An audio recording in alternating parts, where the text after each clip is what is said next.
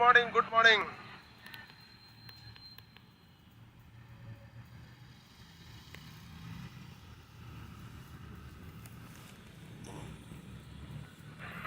बंद कर दो उसको, लड़की सबका वो एसी वाला।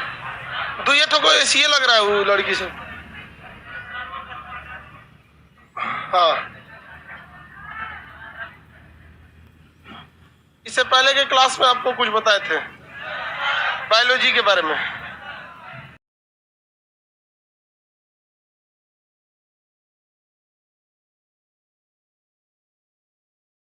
समझे?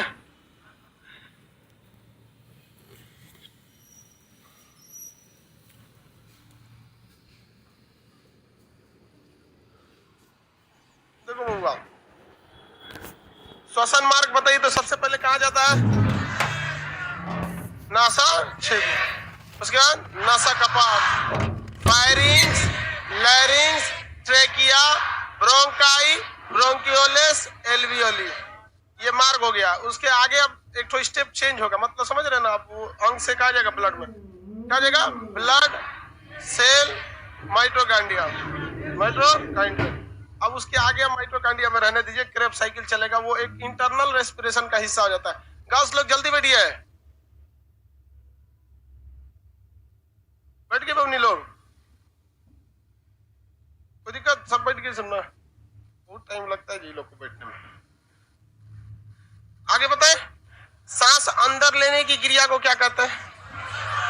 बाहर छोड़ने की क्रिया निःश्वसन। तो दो टाइप की क्रिया होगी, निःश्वसन और निःश्वसन। नासा छेद और नासा कपाट तो ऊपर ही हो जाएगा, उसके नीचे ये चलाएगा आपका ग्रास, ये कौन सा हो जाएगा? ट्रेकिया। कौन सा है? ट्रेकिया।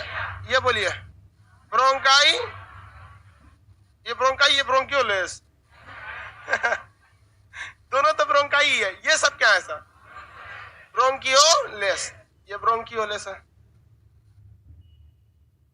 इसके मुंह पे ये क्या लगा होता है कुछ? एल्वियोली। क्या लगा है? एल्वियोली। हवा एक्चुअली में कहा जाती है? एल्वियोली। ब्लड आके कहाँ आता है? एल्वियोली में। ब्लड का हीमोग्लोबिन एल्वियोली से क्या ले जाता है? ऑक्सीजन।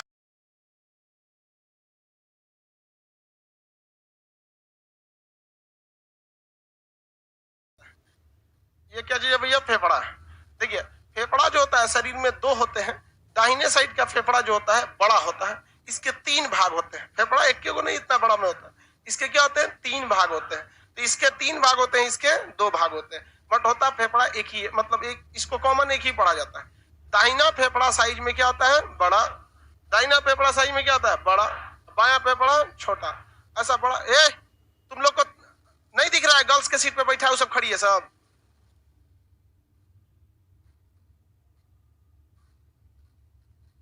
ऐसे एयरफोन लगा के ऐसे नचनिया की तरह घूम रहा है, ऐसे सबको क्लास आता है सब। एयरफोन अगर कोई किसी का देख लो ना, नोच के फेंक देंगे हम यहाँ से एयरफोन। पढ़ने आया ऐसे कि नचनिया नाचने आया सब यहाँ पे। लटका ले आजकल एगो आया पगहा, इसे नहीं मैं लटके ले रहा। स्टेटस बता देता, बोला जाता ना बबुआ के लक्षण पालने में पता चल जाता है, झुलने में। वो स्टेटस से बता देता है आपका कि आपका लिविंग स्टेटमेंट बता देता है कि आप जाएंगे कहां तक। स्टूडेंट लाइफ में से जाएगा इसी झमका के चले गए। ले लड़कियों को झुंझुना लटके ले रहा। खैर कम से कम लड़की का समझ में आता है कि उसको आप लोग दिए होंगे।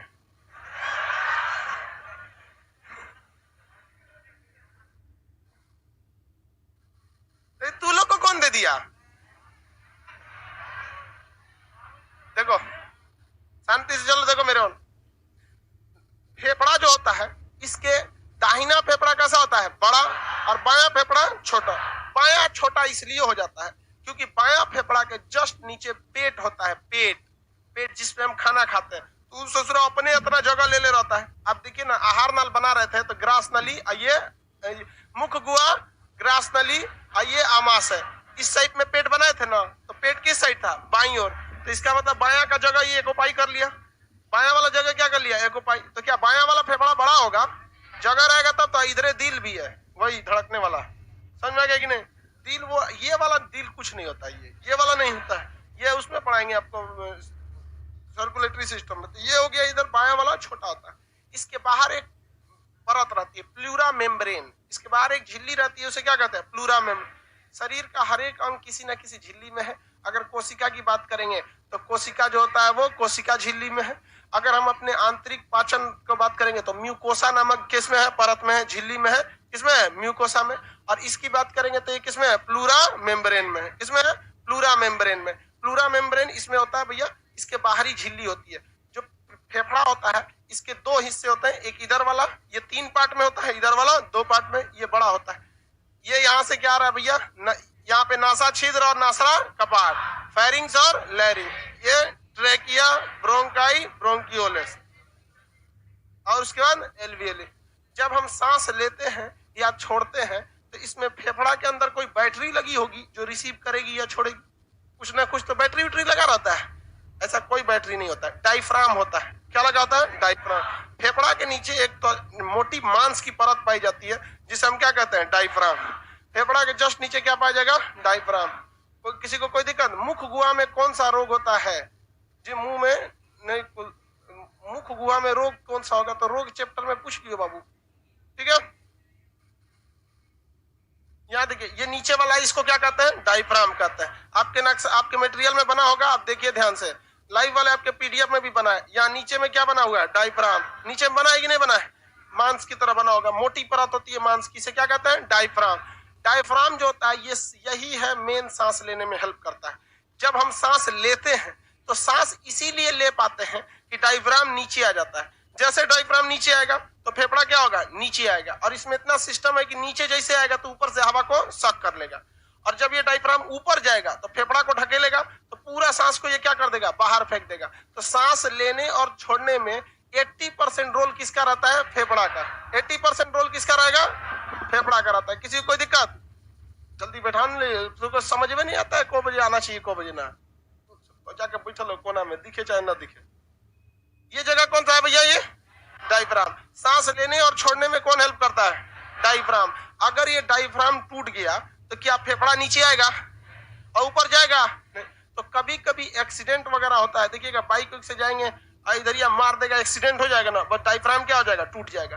तो शरीर में कहीं भी गंभीर चोट दिखाई नहीं पड़ेगा, बट डायफ्राम क्या हो चुका रहेगा? टूट जाएगा। तो वो उस व्यक्ति की क्या हो जाती है? मौत हो जाती है। लोग कहते हैं कि तनिको चोटें न लगा, देखो भगवान उठा लिया। अरे अच्छा जात नहीं, भगवान उठा लिया, डायफ्राम को कस्तूर दिया। यहाँ पे कौन सी होगा? यहाँ पे डायफ्राम पे चोट लगने के बाद इंसान सांस नहीं ले पाता है। तो देहात में नहीं, डायफ्राम को लोग पंजरी बोलते हैं। क्या बोलते हैं? पंजरी। ऐसे हाथ उठा के यहाँ मार दीजिएगा धाए से, नहीं इस साइड में, यहाँ पे ऐंठ जाएगा आदमी, एकदम कहेगा पंजरी में मार दिया होगा। पंजरी नहीं है वो, क्या है? डायफ्राम है।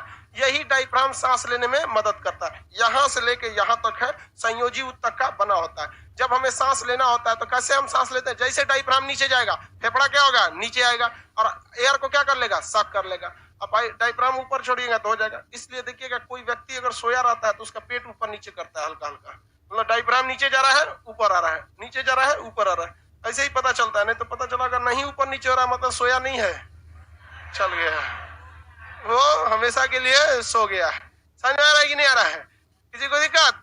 डायफ्राम का बहुत महत्वपूर्ण भूमिका होती है। एक्सीडेंट वगैरह में यही टूट जाता है, लेकिन गर्भवती महिलाओं में डायफ्राम काम नहीं करेगा, क्योंकि गर्भवती महिलाओं में यूट्रस होता है और यूट्रस में तो बच्चा होता है। अब डायफ्राम नीचे आएगा तो भी बचवा कहेगा हम ये अभी 1 साल हमारा रेस्ट दे। तो उस समय ना जो डायफ्राम होता है वो रेस्पिरेशन में हेल्प ना करके पसलियों पे हेल्प करता है। कौन कहता है? पसली। ये रिब्स जो होती है ये हेल्प करती है गर्भवती महिलाओं में सांस लेने के लिए। तो कोई गर्भवती महिला है तो उसमें डायफ्राम हेल्प कर रहा है कि रिब्स?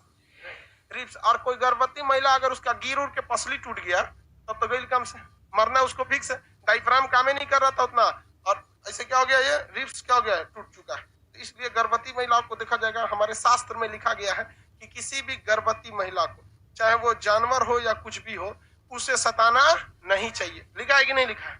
जबकि मच्छर जो होता है और मच्छरनी ये शाकाहारी होते हैं। मच्छरनी जो होती है वो तभी खून चूसती है जब वो गर्भवती हो। अगर वो गर्भवती नहीं है तो वो भी शाकाहारी ही होती है। उसका बच्चा जब भी जिंदा रह सकता है तो खून में ही जिंदा रह सकता है। शास्त्रों में लिखा है कि किसी भी गर्भवती पर अत्याचार नहीं करना चाहिए। हम लोग मोटीन, ऑल आउट, फास्ट काम मच्छरदानी। This is a good nine.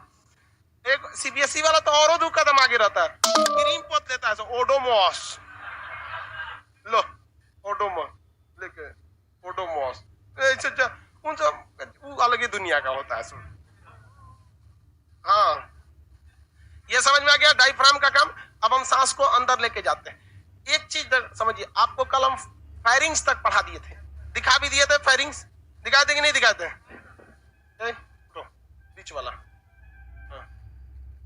कल आए थे परसों, चौथा क्लास है आज, फर्स्ट क्लास है तो तू आगे बैठ गया, हैंडीकैप है। चल बैठो, सकले से लग रहा था तुम्हारा पहला क्लास। टीटी को देखते हो, विदाउट टिकट वाला को पकड़ लेता है।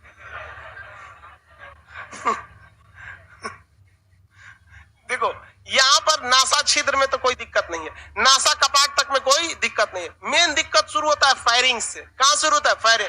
क्योंकि ये ससुरा फायरिंग्स जो होता है, हवा भी फायरिंग से होके जाता है और खाना भी फायरिंग से होके जाता है। यानी कॉमन जंक्शन पॉइंट क्या हो जाता है? फायरिंग।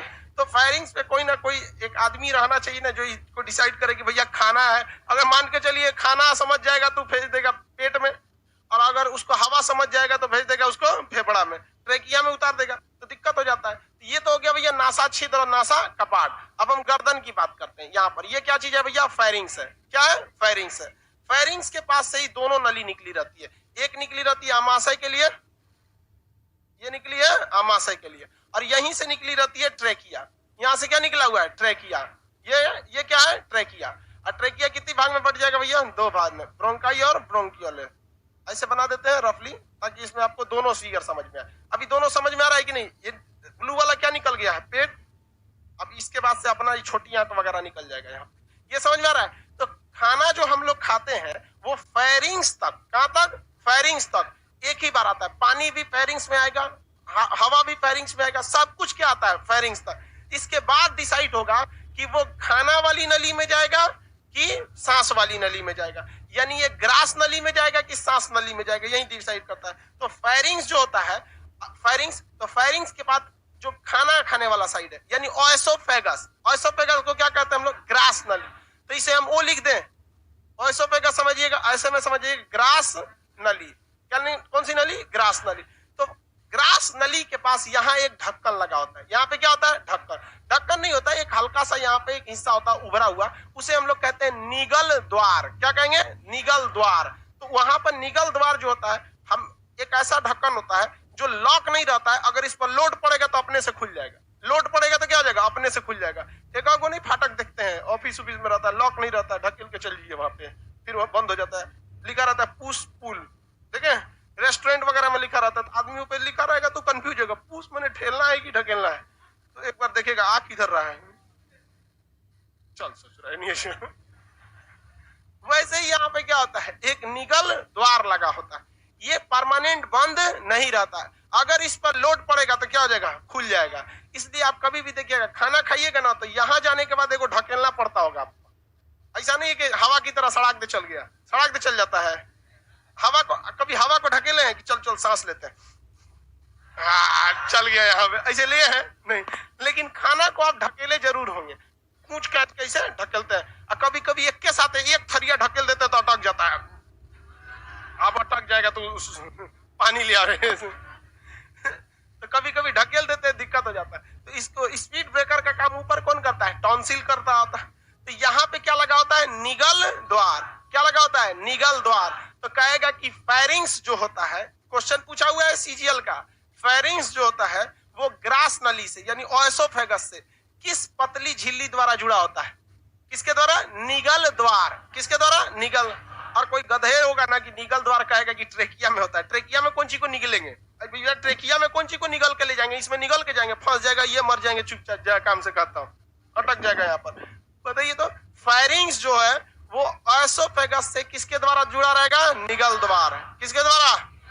निगल द्वार द्वारा जुड़ा है। लेकिन इसी फेरिंग्स में तो हवा भी आया, क्योंकि नाक से सांस लीजिए या मुंह से सांस लीजिए, सांसवा जाएगा फेरिंग्स पर, यहीं पे फेरिंग्स पे। अब ये फेरिंग्स जो है ये कौन सा भैया? ट्रैकिया। ट्रैकिया से कैसे जुड़ा रहता है? तो लैरिंग्स के माध्यम से। किसके माध्यम से? लैरिंग्स के माध्यम से। तो लैरिंग्स के माध्यम से ये किससे जुड़ गया? ट्रैकिया से। किससे? ट्रैकिया से। तो ये तो जंक्शन पॉइंट हो गया आपका कौन सा? फेरिंग्स। फेरिंग्स क्या हो गया? Junction point. यहां तक तो समझ में आ गया। अब हमें मुड़ना किस साइड में? ये किसका गिर? कौन लड़की? नाम क्या इसका? ब्यूटी कुमारी। कोई लड़की है इसमें? आप ही क्या है ये? लो बाबू ने पैसा वैसा रखी है कि नहीं? में पैसा वैसा है? दे दो बाबू। ये लड़का वाला पर्स रखिए, तुम यही रखना चाहिए। पीछे पकड़ा दो। तो एक महिला सबका इतना बड़ा झोला होता है। वो झोलों में एगो छोट पर्स होता है, वो में पैसा रहता है। देखिए ना, अभी मम्मी जो पैसा रखती है 3 गो में रखती है। एगो बड़ा पर्स रख लेंगे, उसमें एगो छोटा पर्स रखेंगे, और छोटका के अंदर रुमाल में बांध के और नोट को ऐसा मोड़ देती है कि दुकानदार पगला जाता है। कहीं छोड़ेगा तो स्प्रिंग बना देती है। हम कहते क्या कर रही हैं आप? है पैसा संभाल के रखा जाता है, तुमको क्या समझ में आएगा? हाँ, हमको कुछ नहीं समझ में आएगा। पहले बचपन में हम लोग खूब पैसा मम्मी से निकाल लेते थे। चूड़ी वाला जो बॉक्स होता था उसी में रखती थी, घटता था तो उसी में से निकाल लेते थे। चलो ध्यान दो इधर। फायरिंग्स, आप क्वेश्चन बता सकते हैं ना? फायरिंग्स जो, इसको मिटा के पूछते हैं। फायरिंग्स मतलब कॉमन हो जाएगा।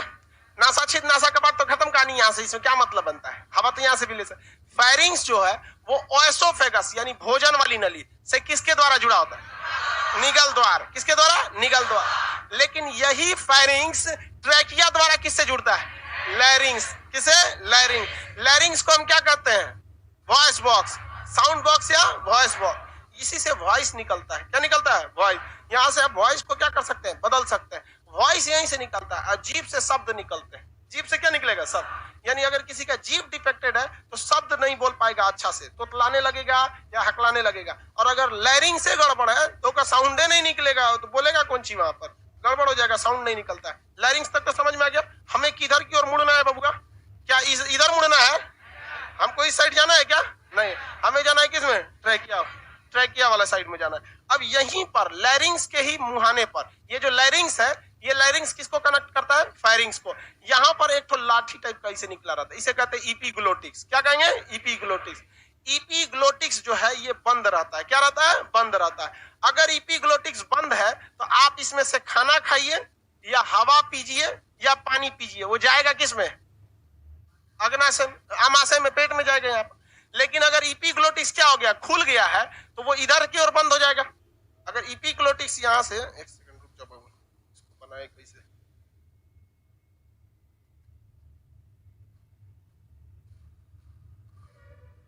ये तो फेरिंग्स वाला हिस्सा है।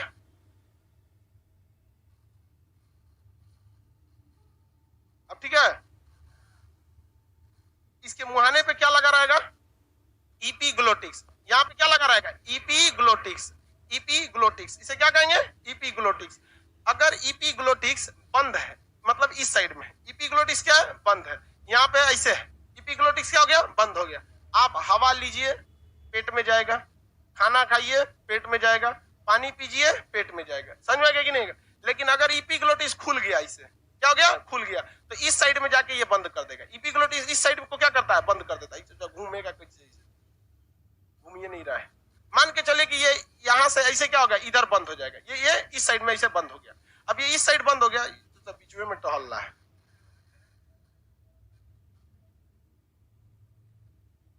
इपीग्लोटिक्स जब इस तरह था तो ये बंद कर सकता था, लेकिन जब इपीग्लोटिक्स घूम के इधर ना होके इधर हो गया, इस साइड में, इपीग्लोटिक्स जब इस साइड में हो जाएगा तो खाना खाइए चाहे पानी पीजिए या हवा लीजिए, किधर चला जाएगा? ट्रैकिया में। किसमें चला जाएगा? ट्रैकिया में। ट्रैकिया में। यानी आप देखिए, फायरिंग्स तो है कॉमन, ये ट्रैकिया से जुड़ा होता है लैरिंग्स के माध्यम से, और ओएसोफेगस से जुड़ा होता है निगल द्वार द्वारा। लेकिन हवा और पानी, हवा और खाना को अलग अलग करने का काम कौन करता है? इपीग्लोटिक्स। अगर इपीग्लोटिक्स ट्रैकिया को बंद कर दिया, इपीग्लोटिक्स किसे बंद किया? ट्रैकिया को बंद किया, तो सारा चीज किधर चला जाएगा? पेट में। चाहे आप वो पानी पीजिए, खाना खाइए, या हवा पीजिए, या परफ्यूम पीजिए, सैनिटाइजर पीजिए, दारू पीजिए, कुछ कीजिए, वो कहाँ भेज देगा? यहाँ। और अगर इपीग्लोटिक्स, कौन सा? इपीग्लोटिक्स अगर किसे बंद कर दिया, निगल द्वार को बंद कर दिया, यानी किसे, ऑयसोफेगस को बंद कर दिया, आप कुछ भी करेंगे कहां चला जाएगा, कहां पर, ट्रैकिया में। किसी को कोई दिक्कत है? लेकिन बात यही आती है कि ये इपीग्लोटिस को कंट्रोल कौन करेगा? तो इपीग्लोटिस को कंट्रोल करने का काम ब्रेन का एक हिस्सा होता है मेडुला ऑब्लांगाटा। क्या होता है? Medulla oblongata. ये पीछे वाला हिस्सा होता है सेरिबेलम, मेडुला ऑब्लांगाटा, ये सब सेरिब्रम, ये सब ब्रेन के क्या है, सब भाग है। तो ब्रेन का एक हिस्सा होता है मेडुला ऑब्लांगाटा, यही काम करता है कि अंदर क्या क्या चीजें हो रही हैं इसको कंट्रोल करने का काम करता है। किसी को कोई दिक्कत? लेकिन कभी कभी क्या होता है कि हम लोग खाना खा रहे होते हैं और हम लोग ब्रेन दूसरी ओर लगा देते हैं या बात करने लगते हैं खाना खाने में। तो बात करेंगे तो ब्रेनवा डिसाइड करेगा ना कि इसके बाद बोलना क्या क्या है। जीभ को क्या मतलब, वो तो चलते रहेगा, किस तरह से चलना है ये कौन डिसाइड कर रहा है? ब्रेन। गरियाना है कि आशीर्वाद देना है कि क्या करना है, ये कौन डिसाइड करता है? ब्रेन। तो जब हम कभी खाना खाते में बात कर रहे होते हैं या किसी दूसरे को सोच रहे होते हैं, किसी और को याद कर रहे होते हैं, तो इपीग्लोटिस कंफ्यूजन में चल जाता है। कहता है कि रे बकलोलवा, हमको जाना किधर है, इधर आए कि इधर आए, कुछ बोलेगा, समझे में नहीं आता है। ब्रेन तो दूसरे के ख्याल में खोया, तो इपीग्लोटिस बीच में आकर अटक जाता है, इसे बीच में अटक जाएगा। अब वहां से आप खाना ठेल दिए हैं, अब भाई खाना जब ढकेल दिए हैं तो इपीग्लोटिस को होना चाहिए कि वो ट्रेकिया को बंद कर दे, ट्रेकिया को बंद करे और निगल द्वार को पूरी तरह से खुला रखे ताकि खाना इधर चल जाए। बट ट्रेकिया ससुरा तो दूसरे के ख्याल में खोया हुआ है ब्रेन। अब ये पीछे में इसे क्या हो जाएगा, खड़ा हो जाएगा। बस आधा खाना किस में चल जाएगा? ट्रेकिया में। जैसे ट्रेकिया में जाएगा तो ट्रेकिया को खाना से मतलब है नहीं। फेफड़ा जो है वो तुरंत कहेगा डायफ्राम को, रे कौन आ रहा है, देखो तो ये कौन आ रहा है। डायफ्राम मारेगा धड़ाक से इसे यहाँ पे, तो पूरा का पूरा खाना सहित तो फेंक देंगे बाहर, कहेंगे हिचकी आ रहा है, सड़क गया है। मतलब समझ गया? कभी कभी तो कोनो कोनो कैसा सड़कता है कि नाक में से चावल वावल फेंकने लगता है, बहुत बुरा सड़कता है, एकदम पगला जाता है। तो मतलब समझिए ना कि उसका जो इपीग्लोटिस था ना, हट गया था। हो सकता है कि इधर आ गया हो, कुल खाना यहीं में उतार दिया हो। तो इपीग्लोटिस जो है अगर वो काम अच्छा से नहीं करेगा तो आपका खाना किसमें चला जाएगा? किसमें? ट्रेकिया में। ट्रेकिया में। ट्रेकिया में जैसे आएगा, फेफड़ा क्या करेगा? वापस धकेल देगा, भाग यहाँ से। उसी को क्या कहेंगे? हिचकी आ रहा है, हिचकी आ रहा है। या फिर क्या हो गया है? सड़क गया है। अब बात करते हैं, हिचकी आता है तो कितना देर तक अहिले रह जाता है? कोई आता है ना तो 2-3 मिनट तक अहिले रह जाता है। एक बार हम एक मीडिया इंटरव्यू में बैठे थे, सोच रहा हूँ हिचकी ऊपर गया, अरे तो खत्म नहीं हो रहा था, इंटरव्यू रोकना पड़ा। कह रहे यार रोक यार, इस कहां से चला है यहाँ पे। कभी कभी पटांग टाइम पे आ जाता है। वो इसलिए आता रहता है क्योंकि ये बहुत ही हाईली सेंसिटिव एरिया है फेफड़ा। अगर इसमें खाना वाना उतर गया तो ये खाना यहाँ से उतर के जाएगा कहाँ? नहीं जा सकता। इसी में क्या होगा? सड़ेगा। उससे अच्छा वो एक बार अगर आ जाता है तो उसको यहीं पे आके धकेलते रहता है, भगो यहाँ, कोई नहीं आना चाहिए, कोई नहीं आना चाहिए एकदम। वो इसलिए 4-5 बार आता है ताकि वो ब्रेन को कहता है कि कहाँ ख्याल में खोए हो, इधर ध्यान दो, गड़बड़ हो जाएगा यहाँ पे। जैसे कभी भी देखिएगा कहीं कोई लड़ाई झगड़ा हो जाएगा तो 10-15 मिनट या आधा घंटा तक पुलिस वहां टहलती है। कोई मेरे रहते परिंदा पर नहीं मार सकता, हम जाएंगे डायनासोर भी आ सकता है। समझा गया कि नहीं गया? तो थोड़ा बहुत होता है। छोटे बच्चों का जो दिमाग होता है वो उतना अभी डेवलप नहीं होता। जो छोटका खेल रहा होता है बचवा यहाँ पे, उसका दिमाग उतना मतलब विकसित नहीं हुआ रहता है। तो उसको देखिएगा ना, दिन भर में हर आधा घंटा पे हिचकी आएगा। खिलाएंगे बाबू बाबू, वो कर देगा यहाँ पे। उसका दिमाग अभी उतनी तरह अच्छे से हैबिचुएटेड नहीं हुआ है। वो कंफ्यूजन में हो जाता है कि जो खाना खा रहा है कि दूध पी रहा है कि सांस ले रहा है। और उसकी मम्मी भी तो गजब करती है, सब गजब। मेरी मम्मी इतना बड़ा चम्मच ली थी, मतलब उस चम्मच से आज भी हम खाना खाना नहीं पसंद करते, बड़का चम्मच। और उससे हमको बचपन में फोटो देखे दूध पिलाते हुए, ऐसे हाथ एक आदमी पकड़ लिया, यहाँ एगो रुमाल बांध दिया गया और उसमें दूध रख दी मम्मी, ऐसे चम्मच रख दिया। जब तक पी नहीं लोगे करते थे ना, अरे बाप रे बाप। उसके बाद से अगर इधर इधर दूध गिरता था ना, उसी से काच के वापस डाल देते थे। अरे यार फेंक दो, गंदा हो गया होगा, काय के लिए बहुआ पी तो हमरा लिया, काच के वापस डाल देते, उसी में अटक जाएगा यार। आप लोग को भी वैसे आप लोग की मम्मी पाली होंगी। बहुत मेहनत होता है बहुत लड़का पालने में। बाप की जिम्मेदारी रहती तो जनसंख्या इतना बढ़ने नहीं रहता। आधा को तो बचपने में मार देता, एक झापड़ देता, तेरा रात दिन ना समझ में आता रे। सूत चुपचाप यहाँ देखो बस, यही शांति से रहो तुम लोग। इपिग्लोटिक्स का काम समझ में आ गया?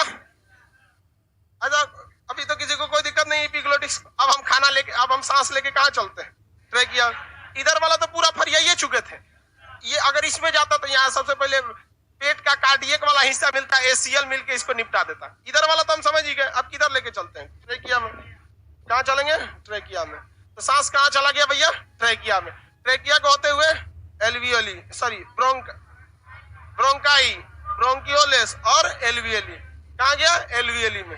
एल्वियोली में चला गया, किसी को कोई दिक्कत नहीं। एल्वियोली में क्या आया रहेगा? ब्लड। ब्लड का कौन सा हिस्सा है? हीमोग्लोबिन। कौन रहेगा? आरबीसी को हटाइए, सीधा क्या बोलिए? हीमोग्लोबिन। हीमोग्लोबिन यहाँ क्या छोड़ देगा? CO2। क्या छोड़ देगा? CO2। CO2 यानी कार्बन डाइऑक्साइड छोड़ देगा। यहाँ से लेके क्या जाएगा? ऑक्सीजन। लेके जाएगा ऑक्सीजन, फिर वहां से वापस क्या लाएगा? CO2। अब फेफड़ा में क्या छोड़ेगा? CO2। और एल्वियोली से क्या ले जाएगा? ऑक्सीजन। ले आएगा CO2, ले जाएगा, ले आएगा CO2, ले जाएगा। ले जाने का काम कौन करता है? हीमोग्लोबिन। क्या करता है? तो जब हीमोग्लोबिन शरीर से फेफड़ा की ओर आ रहा होता है, इसका मतलब उसमें क्या चीज है? CO2। और जब फेफड़ा से लेके जा रहा होता है तो क्या है? ऑक्सीजन। तो जब लेकर जाता है तो ऐसे हीमोग्लोबिन को कहते हैं ऑक्सी हीमोग्लोबिन, क्योंकि उसमें क्या ले जा रहा है? ऑक्सीजन। और जब सचुरा लेके आ रहा होता है तो उसे कहता है कार्बोक्सी हीमोग्लोबिन। कार्बन डाइऑक्साइड ले रहा है तो कार्बोक्सी हीमोग्लोबिन। और ले जाएगा तो ऑक्सी हीमोग्लोबिन। लाएगा कार्बोक्सी हीमोग्लोबिन, ले जाएगा, लाएगा, ले जाएगा। ये ऑक्सी कार्बोक्सी, ऑक्सी और कार्बोक्सिल, ये क्रिया चलती रहती है। और शरीर में अगर हीमोग्लोबिन की मात्रा घट गई तो समझ जाइए कि ऑक्सीजन ले आने और ले जाने की क्षमता घट गई। ऐसे मरीज बहुत जल्दी गिरते हैं, बेहोश होते हैं, धाए धाए बेहोश होते हैं। पुरुषों में हीमोग्लोबिन की मात्रा ज्यादा होती है। समझ में आ रहा है कि नहीं आ रहा है? किसी को कोई दिक्कत है? आगे बढ़ जाए। तो यहाँ से हम सांस लेते हैं। सांस कहाँ से लेते हैं? नासा छिद्र। सांस कहाँ से लेते हैं? नासा छिद्र। उसके बाद नासा कप, उसके बाद pharynx, larynx, trachea, bronchi, bronchioles, alveoli हो गया। एल्वियोली के बाद ब्लड, ब्लड में सेल, सेल से माइक्रोफोन। समझ में आ रहा है कि नहीं आ रहा है? किसी को कोई दिक्कत? सर मेरा मोबाइल नंबर खराब हो गया है, क्लास नहीं कर पाऊंगी। भाई मोबाइल नंबर खराब होगा, हमको जी कर तो यहाँ से एगो लड़का कर आई विल हेल्प यू। रे पगली तुमने मरवा मत दे दियो ना तो दूसरे हेल्प कर देगा। जो जहां लड़का है ना वो वहां अपना लक्षण दिखा रहा है। नहीं रहा वो करेगी, हमारा मोबाइल नंबर काम नहीं कर रहा।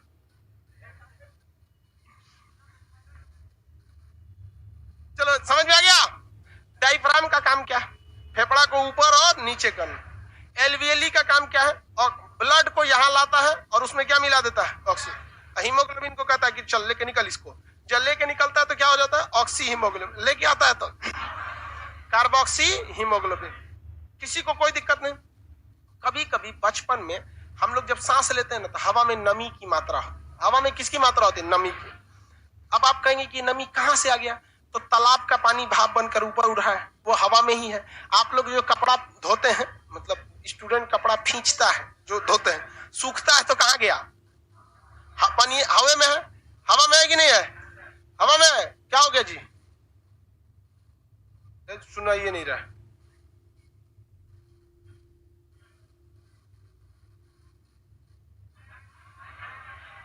वहां से यहाँ आवाज नहीं आ रही है। जब बैच छूटेगा तो आप आके पूछ लीजिएगा, ठीक है? अरे यार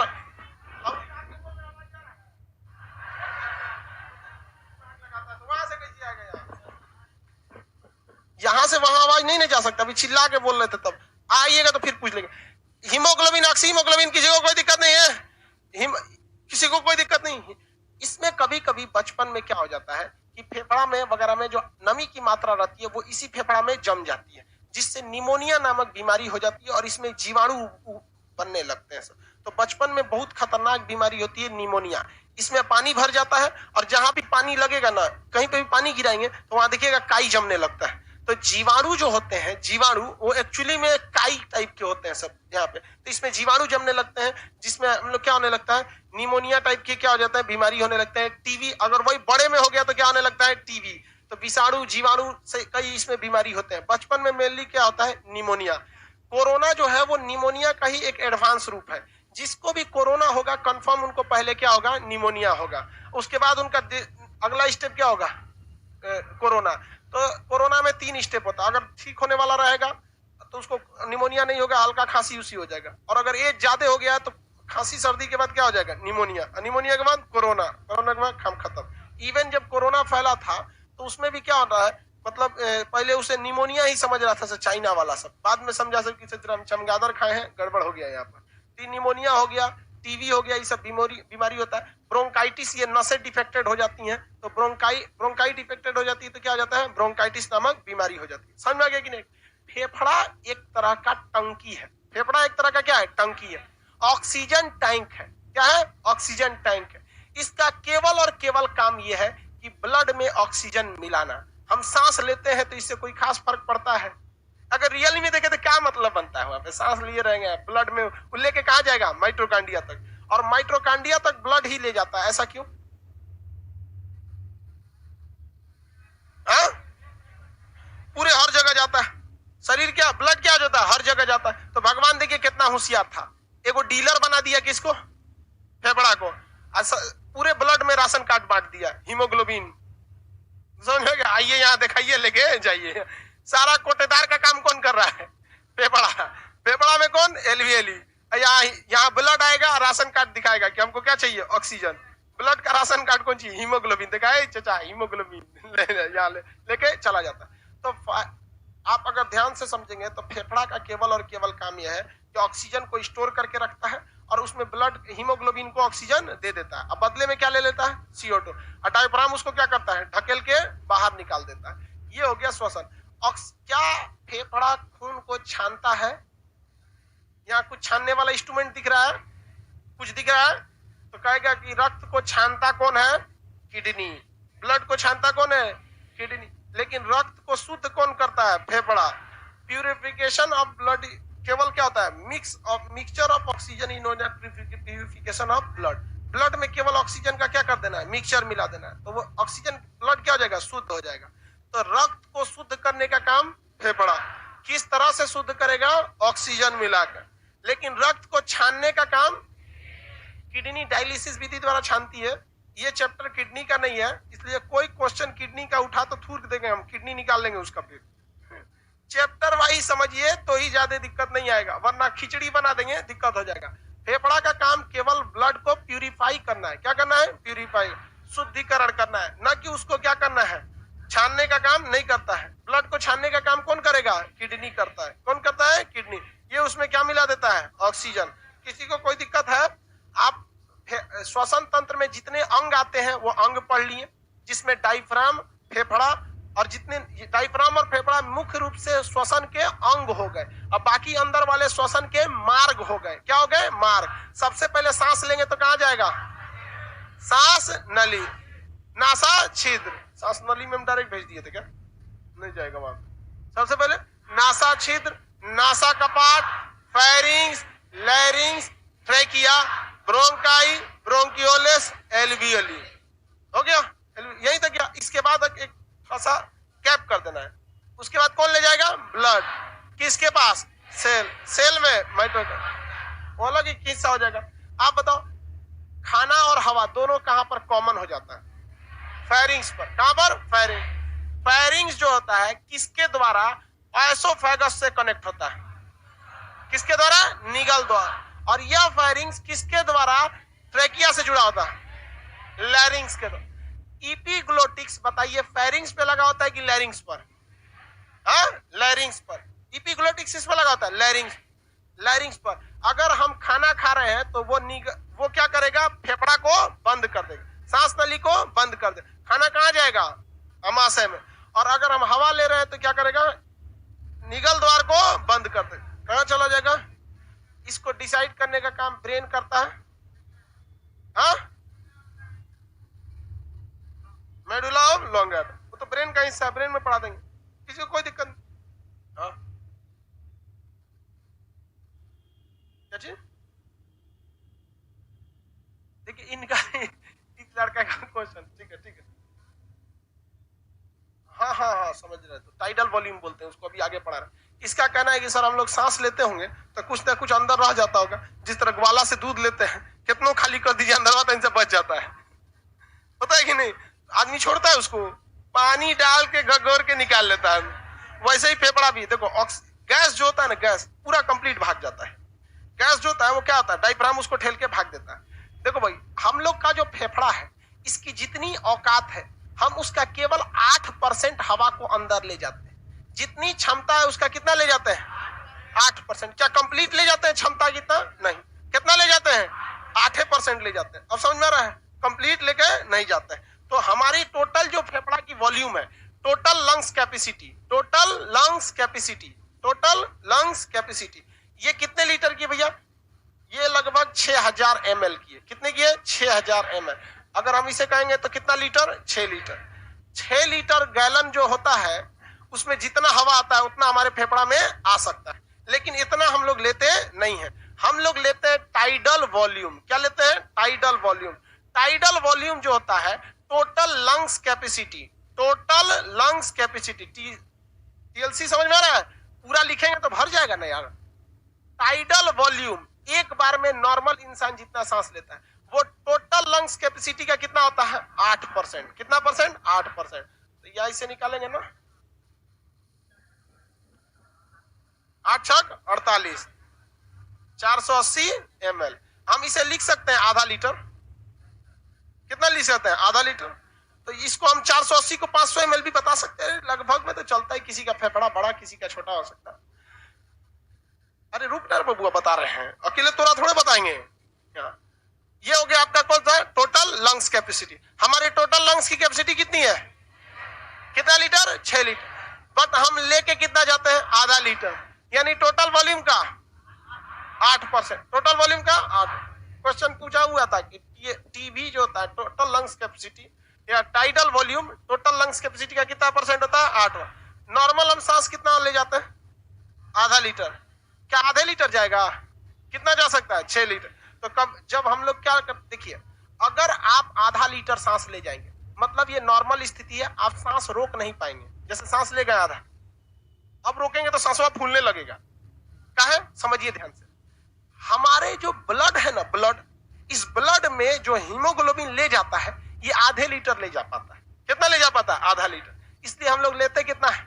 आधा लीटर। ऐसे सांस लिया, ऐसे आधा लीटर लेके चल गया ब्लड। ब्लड उसको क्या कर गया? लेके चल गया। फेफड़ा हो गया खाली। फेफड़ा में क्या बचा है? CO2। अब आप बुझाने लगेंगे ऐसे। एक बार नॉर्मल सांस लिए ऐसे, अब तो नहीं रोकिए तो तुरंत सांस फूलने लगेगा। तो जब व्यक्ति को सांस ज्यादा देर तक रोकना है, तो क्या टाइडल वॉल्यूम लेगा?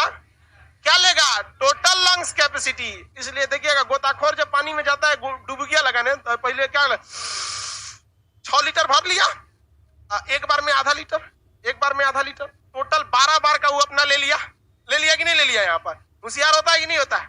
अब ये कह रहा है कि सर सांस रोक सकते हैं कि नहीं रोक सकते। तो हम लोग को जब भी सांस रोकना रहता है तो हम कौन सा लेते हैं? Total lungs capacity. टोटलों से ज्यादा हुमच लेता है ससुरा। ससुरा फाड़ दे एकदम सीना एकदम समझ आ गया कि नहीं आ गया? और नॉर्मल कितना लिया जाता है? आधा लीटर। हाँ, इससे से होता है। कहा जाता है ना कि सीना फुलाइए। तो अब पता कैसे चलेगा ससुरा उसका फेफड़ा ठीक है कि नहीं है? किसी का फेफड़ा अगर डिस्टर्ब रहेगा तो उसका क्या टोटल लंग्स कैपेसिटी यानी 6 लीटर सांस जा पाएगा? तो हम कैसे पता करें? तो मशीन डालेंगे फेफड़ा में, 6 लीटर ले गया कि नहीं ले गया। तो इसके लिए डॉक्टरों ने एक एवरेज निकाला है कि अगर पूरा सांस ले जा रहा है, फेफड़ा एकदम पूरा सांस ले रहा है, तो उसका नॉर्मल सीना जो है वो 5 सेंटीमीटर फूल जाएगा। नॉर्मल से कितना हो जाएगा? 5 सेंटीमीटर। कम से कम कितना जाएगा? 5। और अगर कम से कम 5 नहीं फूल रहा है तो उसमें टोटल लंग्स कैपेसिटी की क्षमता नहीं है। इसलिए आर्मी में कहता है कि भैया तोरा सीना 80 हो, 85 हो, 90 हो, ये अलग मैटर है। हमरा तो पहले कम से कम 80 चाहिए। उससे कम वो मच्छरदानी वाला, इसे लट्ठी वाला आदमी नहीं चाहिए फौज में। यहाँ पर ऐसे उधिया जाएगा। तो कम से कम सीना कितना चाहिए? 80। किसी का 90 रहेगा तो उसको ले लेता है, 100 रहेगा तो उसका ले लेगा। लेकिन उसके बाद कहेगा कि रे बबुआ हाई जांच कैसे हो, तो पहले तुम क्या करो, फुलाओ। तो देखें सांस एकदम 5 सेंटीमीटर एकदम झुक के आर्मी में, फिर क्या करता है, नाप लेता है सब। समझ में आ गया कि नहीं आ गया? किसी को कोई दिक्कत? तो अगर उसका 5 सेंटीमीटर नहीं फूल रहा है मतलब गड़बड़ है। आर्मी वाला लेगा?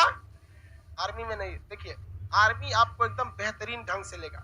1 सेंटीमीटर कम रहेगा तो भगा देगा, थोड़ा भी कमी रहेगी तो भगा देगा। भले आपके परिवार वालों को आपका कटा हुआ सर लौटा दे, लेकिन लेगा एकदम बेहतरीन ढंग से। इसीलिए तो आर्मी वालों की इतनी इज्जत भी होती है। दिल से आदमी आर्मी वालों को रिस्पेक्ट करता है, एकदम दिल से। और सब ईमानदार होता भी है। सब ऑटो में बैठता है तो किराया दे देता है। बिहार पुलिस वाला नहीं देता है। हम एक आर्मी वालों को ना, हम बाइक चला रहे थे, एक आर्मी वाला कहा कि हमें वहां छोड़ देंगे। एक्चुअली में हमको थोड़ी दूर जाना था, बट हम पूछे कहाँ जाइएगा, उसको लगभग 20 किलोमीटर जाना था। हम उसको 20 किलोमीटर छोड़े थे। लौटने के टाइम पे बोले ना कि सर हमको यहाँ नहीं जाना था।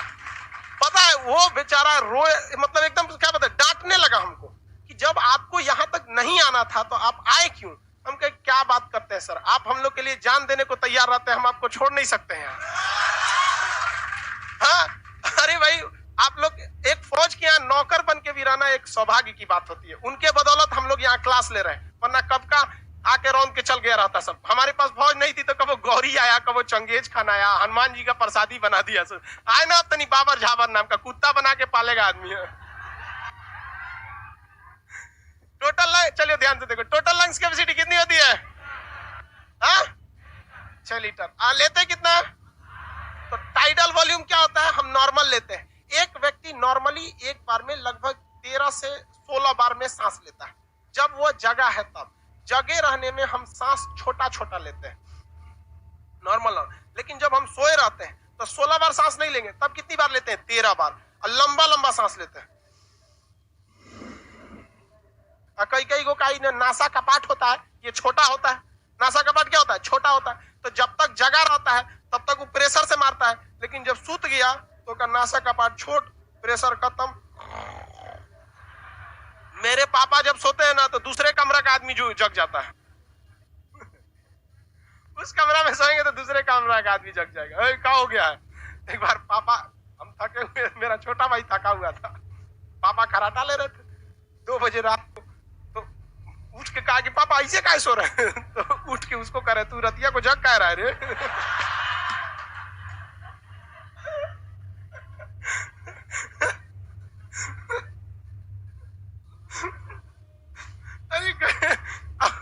उनका कहना था तुम सो जा, तुमको क्या पता चलेगा।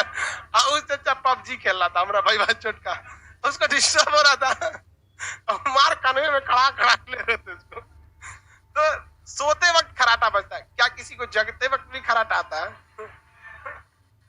लड़की सब में एक तो लड़की यहाँ पढ़ती थी, उसका कलकत्ता में जॉब हो गया, उसमें खड़े सूझ जाती थी। क्लास आने में हम तो भाई लड़की से तो पहले ही आके ऑफिस के पास खड़ी रहती ना, खड़े सूझ जाती। उसको जगाते चलो चलो। पुलिस डिपार्टमेंट में हुआ है, चोर भाग जाएगा उसके आगे। चलो यहां समझ आ गया। अब बात करते हैं ऑक्सीजन सिलेंडर की। किसकी? ऑक्सीजन। वो एक टॉपिक बच जाता है कि ऑक्सीजन सिलेंडर में क्या मिलाया जाता है। सिलेंडर आदमी 4 टाइम पे ले जाता है। ऑक्सीजन का जो सिलेंडर होता है वो 4 जगह पे ले जाया जाता है। या तो आपका कहां ले जाएगा? पर्वत पर, या तो समुद्र में। कहां ले जाएगा? समुद्र में। या फिर ले जाएगा समुद्र में, तो समुद्र में भी ज्यादा गहराई पर, यानी 300 मीटर से भी ज्यादा, 300 मीटर से भी ज्यादा। और नहीं तो वो ले जाएगा आपका वेंटिलेटर पर। वेंटिलेटर में यही 4 जगह ऑक्सीजन लगाया जाता है, ऑक्सीजन के सिलेंडर लगाए जाते हैं। तो जो पर्वतों पे भी ऑक्सीजन की कमी हो जाती है तो इसमें ऑक्सीजन के साथ साथ मिला दिया जाता है नाइट्रोजन। ऑक्सीजन के साथ साथ नाइट्रोजन। समुद्र में भी ऑक्सीजन के साथ साथ नाइट्रोजन। लेकिन जब 300 मीटर से ज्यादा गहरा जाना है, 300 मीटर से ज्यादा गहरा जाना है, तब उसमें ऑक्सीजन के साथ साथ क्या मिलाता है? हीलियम। क्या मिलाएगा? हीलियम। मरीज अगर वेंटिलेटर पे है तो ऑक्सीजन के साथ क्या मिलाएगा? हीलियम।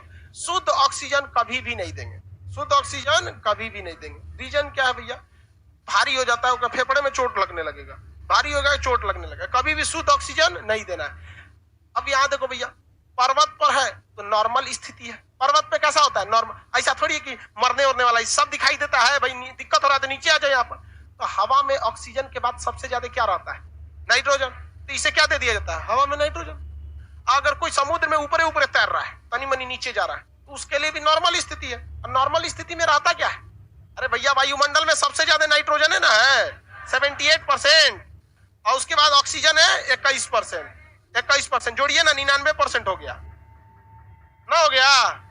बाकी 1% में पूरी दुनिया सिमट गई। CO2, CFC, क्लोरोफ्लोरोकार्बन है, 99% यही निपटा दिया है सब। बस पहाड़ पर है तो उसे नेचुरल वातावरण दीजिए, है कि नहीं?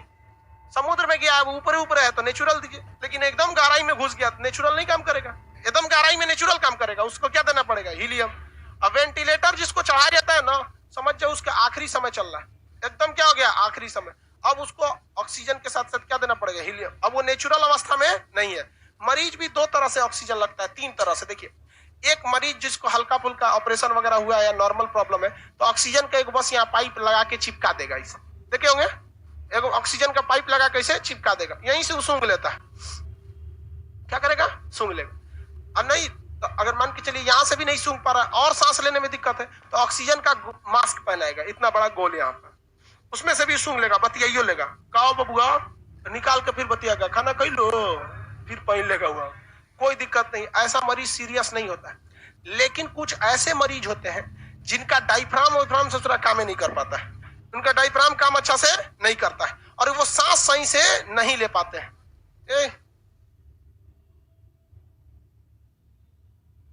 उनका डायफ्राम अच्छा से काम नहीं करता है और सांस वगैरह वो लोग ठीक नहीं ले पाते हैं। तो उसके लिए जरूरी है कि उसके फेफड़ा तक में नली डाल दिया जाता है। तो इतना बड़ा पाइप आता है, वो मुंह में उतार देगा उसके, और ऐसे और ठेल के कहां तक उतार देगा? ट्रेकिया तक।